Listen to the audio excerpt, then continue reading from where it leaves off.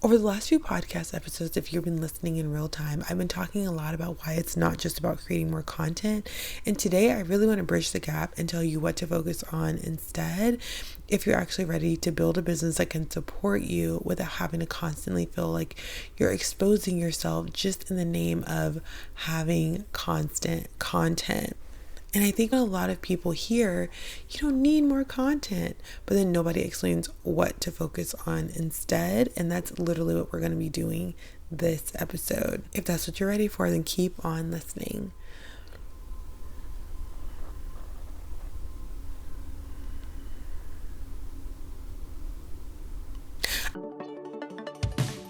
Welcome to the Savvy Founder Podcast, where vision meets strategy. Get ready to unlock the power of mindset and entrepreneurship and demystify the art of systemizing your business for success. I'm your host, Janae Reed, an engineer turned master mindset coach and systems expert. Are you ready to transform your business and mindset? Then let's dive in and make your vision a reality right here on the Savvy Founder Podcast. I want to share a belief I have, and I know that I get a lot of big eyeballs when I share this, but I can totally back it up. And it's that I really don't think most people have a consistency problem. I think a lot of times, yes, we do see people who are essentially forcing themselves into a marketing, a visibility model that just doesn't fit their lives. And I don't think a lot of people take into account their values. To me, having a value-driven marketing plan that matches your life values is essential. If there's anything that you're going to start putting effort and energy into in your business, it should be something that you're willing to sustain for the long haul. And this can look like if you've had mentors that have different capacities than you have, maybe their life is in a different place. And I think there's always something that we can learn from people who have achieved where we're going, but we have to be really mindful that that doesn't mean that the way that they achieved it is the way that will work for us, because you might be in a stage where there's a lot going on in your life, which means that if you want to have a sustainable business model at the same time, then it needs to be able to be flexible, but also hold you at the same time. This almost honestly goes into a value-based marketing plan. It's not just about the convenience of flexibility or being sustainable. It's also about supporting your nervous system. And I don't think that really is thought about enough, to be honest, because if you're constantly forcing yourself into a model that really doesn't fit where you're at, you're feeling like the scattered CEO. Like everything is everywhere. You're just doing what you can. The pieces aren't really falling together. You're making the puzzle without the model of what the puzzle should look like at the end. There's a lot of pressure that's involved. And I think sometimes that pressure can get to the point of regular dysregulation. And in order to keep moving your business forward, it literally will feel like you are forcing yourself to be something, to do something that is just so far out of alignment. And I think I have to be really careful when I use the word alignment, because I have seen it used where it's just, oh, this isn't easy, this isn't comfortable, it's out of alignment. That's not what I'm talking about. What I'm talking about is literally if what you're doing does not match your life values. Okay, so a good example of this is I had a phase of this where this is almost embarrassing, but I think you'll get the point. Okay, there was a phase when I did LinkedIn marketing as part of my business strategy.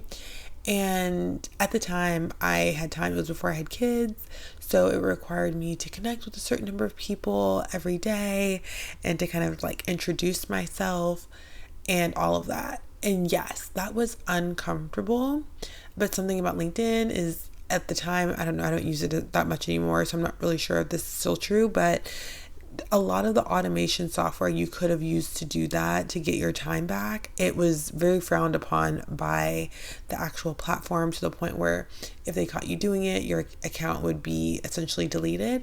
I was at a point in my business where I was just like, okay, well, if I'm reaching out to this many people, they are my target audience, I know that this will work over time. and I wasn't comfortable with the strategy. So it didn't match from a, this is how I would like to reach my people, but it did from a, let's just get out of your comfort zone, because I was doing something that I normally would never do, right? Now, fast forward. This model for me was completely out of alignment, and it had nothing to do with my initial discomfort for sending, "Hey, I'm Janae, nice to connect with you" messages. It had to do with the fact that I had to actually sit down every day to manually figure out who do I want to connect with today and to connect with them. It was very time consuming. I mean, it was easily, I want to say, an hour, sometimes upwards, depending on how many people had responded back, because I did have actual conversations with people on there. And there's just no way I could sustain that right now. So it has nothing to do with, oh, I'm just uncomfortable. I hope you're hearing this distinction. It has to do with the fact that even if that model can be really successful, which I know people who've used it very successfully, it's not a match, right? And I think when you're trying to force yourself into a visibility model that doesn't really fit your life, it truly is a recipe for disaster in terms of not being able to continue on, not being able to maintain that. And so what I want to talk about today is what should you be focusing on instead. So the first area is, how do you actually get your content to last longer? That is an essential part of, if you're not going to create constant content, then you're going to need that workload to shift onto the content. I kind of think of this the same way I think of the phrase of, are you working for your money, or is your money working for you? Are you working for your content, or is your content working for you? If you don't want to work hard for your content, then you need content that's going to work for you. And the way that your content can do that is for it to last longer.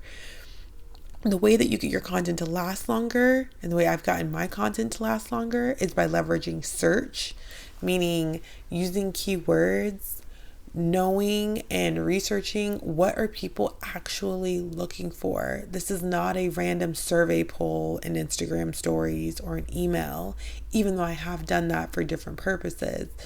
I mean, literally, when someone has a problem tied to the solution I offer, what are they searching for? What are they literally typing? Where are they typing? What are they looking for? I use Pinterest to drive a lot of traffic to my content that is answering and in response to what they're searching. Why? Because this is evergreen. I know that I have pins, literally, I was looking at this last week, that are from over 2 years ago that are still performing. And I don't have a single piece of content. And I've been doing Instagram and other platforms for a period of time, let's just say that lasts that long. I've never seen it anywhere else. And it's repetitive when you have a more evergreen search based strategy, because really what we're talking about is, how do you get discovered? How do you show up when someone is at their peak intent of looking for you? Because the goal is not, I just want to stop content creation. It's that I want to stop creating content that disappears. Like that is the fine line.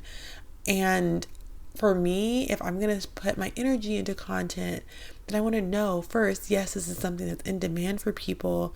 And then I want to make sure that my content can work for me. Okay, the second area that I want to talk about is making sure your content has a direction.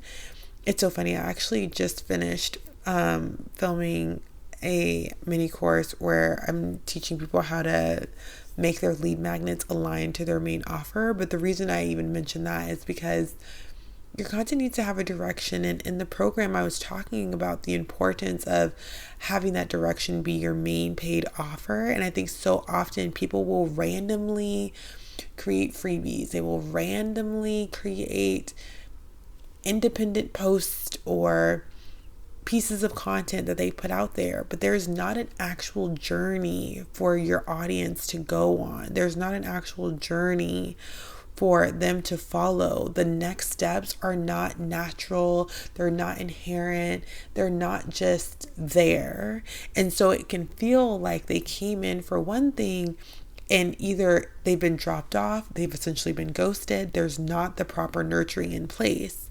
So that's important to take into account when you're talking about what does it actually look like to not have to be in this constant content rabbit hole. Okay, your content needs to last longer, and it needs a dang direction. It needs to be not random. It needs to literally be a stepping stone to where you're taking them. And the other point that I wanted to go over specifically was the quality over quantity. I know I mentioned it, but I want to add a couple of things to it because I missed a couple of things when I was just talking about it. So when it comes to quality over quantity, for one, this has to do with are you getting the right people seeing your stuff? And I think sometimes, depending on what platform you're using, people are just finding you because they're scrolling, right? And yes, the algorithm is tailoring it to them, what they're interested in, and things like that. But they may not be actively seeking a solution in that area. This is why I'm obsessed with search so much, because there's just an intent behind the person who is actively typing or searching for something, and then you have the content that meets them where they're at. Like, they're very solution oriented at that moment. It's not random, it's not entertainment, it's not just a mindless scroll. There is intentionality, and I think that's a really important thing to have if you're trying to get your content to work harder for you. There's clarity that's involved where it's, hey, I just typed this in and these are my answers. Literally, I want you to look at how you do this. When you're looking for certain solutions, certain answers, you're in a completely different mind space than when you're just randomly scrolling social media because you're in a waiting room or you just have a moment of lull time. This is not about chasing virality. This is not about chasing the vanity metrics. This is really about, if I'm going to create a piece of content, I want to know for sure that yes, it's something that's going to meet them where they're at. And because of that, not just the production quality, but the quality that the content serves for that person is higher. When you're able to do those three things, in summary, when you're able to do those three things, when you're able to get your content to last longer, when you're able to make sure that your content has a direction, it has a job, it has a role, a function, when you're able to really start to double down on quality and not just relying on quantity and hoping that one of the many will hit, you actually start to get breathing room. You start to feel the presence in your life. I know for me, I started to feel a lot less frantic and like, oh my gosh, what do I need to do now? Oh my goodness, I'm already behind. Like that feeling of just, there's always more, there's always pressure. I started waking up to getting people on my email list, which for me on a regular basis was just like, oh my gosh, this is amazing. And honestly, it really is the thing that shifted me into how do I start feeling like the savvy founder instead of feeling scattered and all over the place. Because this is where, when I start talking about having a business that supports you, this is literally what I mean, is that a lot of people don't have something that can give them space for life. And I always think, oh my gosh, that is such the trap, because I understand that some people work jobs and they feel suffocated by their job, but it's providing them with regular, consistent income and all of that. But to build your own business in a way that feels like a cage, it's just such a disservice, and it doesn't have to be that way. And yeah, as you can tell, I'm really passionate about this, but this is really the type of visibility system that I've been building for years. And this is what I'm teaching inside of Audience Growth Engine. Currently, that program is going to be opening up for enrollment here soon in the next month or so. So if you would like to join the waitlist to be the first to know, then you can go ahead and just go to the show notes to be able to join that. And with that, I hope that you actually take time to look at your content, look at how you've been showing up in your content, what purpose your content has been serving, and just see if there's an area that you can elevate to start to give yourself more space. And with that, I will see you in the next episode.